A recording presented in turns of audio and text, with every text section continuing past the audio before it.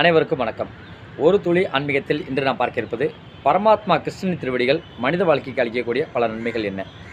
பகவான் கிருஷ்ணர் கண்ணனாக கோகுலத்தில் அவதரித்த போது பல்வேறு அசுரவதங்களை நிகழ்த்தினார். அப்படி அவர் நிகழ்த்திய ஒவ்வொரு அசுரவதத்திற்குள்ளும் மனித வாழ்க்கைக்கு தேவையான பல்வேறு தத்துவங்கள் அடங்கியுள்ளன. அவைகள் என்னென்ன, அவற்றில் சிலவற்றை இங்கே காண்போம். முதலில் விஷப்பால் கொடுத்து கண்ணனை கொல்ல வந்த பூதனை என்னும் அரக்கியை அளித்தார். இந்த பூதனை என்பது நம்முடைய அறியாமை குணத்தை குறிக்கும். இந்த அறியாமைக்கு மேலும் 2 குணங்கள் உண்டு.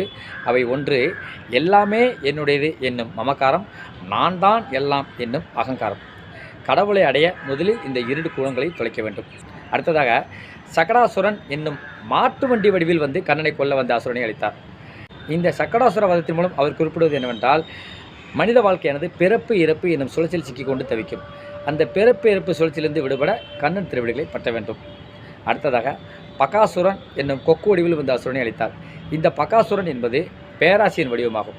மனிதன் எப்போதுமே தன் எல்லைக்கு உட்படாமல் பெரிய அளவில் சிந்தித்து பேராசையில் சிக்கிக்கொள்கிறான். அடுத்ததாக அகாசுரன் என்னும் மலைப்பாம்பு வடிவில் வந்த அசுரனை அளித்தார். இந்த அகாசுரன் என்பது சோம்பேறித்தனத்தின் வடிவமாகும். மலைப்பாம்பானது தன் இறைக்காக கூட அங்கும் இங்கும் நகலாமல் ஓரிடத்திலேயே முடங்கி கிடக்கும். அதுபோல மனிதனும் சோம்பேறித்தனத்தில் சிக்கிக்கொண்டு ஓரிடத்திலேயே முடங்கி கிடக்கிறான். கண்ணன் திருவடிகளை பற்றும் பொழுது சோம்பேறித்தனம் முதலில் நம்மை விட்டு நீங்குகிறது. அடுத்ததாக காளிங்கன் என்னும் 5 தலை பாம்பின் மீது நாட்டியமாடி அந்த 5 தலை பாம்பை கொள்கிறார். அதன் மூலம் இங்கே காளிங்கன் என்பது நம்முடைய மனதை குறிக்கும், 5 தலைகள் என்பது நம்முடைய 5 புலன்களை குறிக்கும். கண்ணனை வழிபடும் பொழுது அவர் நம் உள்ளத்தில் நாட்டியமாடி நம்முடைய மனதையும் 5 இந்திரியங்களையும் ஒரு வசத்துக்கு உட்படுத்தி நல்ல செயலில் மட்டுமே நம்மை ஈடுபடுத்துவார்.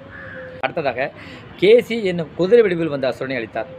இங்கே கேசி என்பது கட்டுப்பாடு இல்லாத மனத்தை குறிக்கும். எப்படி கடிவாளமில்லாத குதிரை அங்குமிங்கும் அலைந்து திரிந்து கொண்டிருக்கிறதோ, அதுபோல் கட்டுப்பாடு இல்லாத மனமும் அங்குமிங்கும் அலைந்து திரிந்து கொண்டே இருக்கும். கண்ணனை வழிபடும் பொழுது நம் மனதும் நம்முடைய செயலும் ஒரு வசத்திற்கு உட்படும். ஆக கடவுள் நிகழ்த்தும் ஒவ்வொரு காரியத்திற்குள்ளும் பல காரணங்கள் இருந்து கொண்டே இருக்கும். அந்த காரணங்கள் ஒவ்வொன்றுக்குள்ளும் மனித வாழ்க்கைக்கான தத்துவங்களும் இருந்து கொண்டே இருக்கும். நன்றி, வணக்கம். நாளை இதுபோல் மற்றும் ஒரு ஆன்மீகத்தில் சந்திக்கலாம்.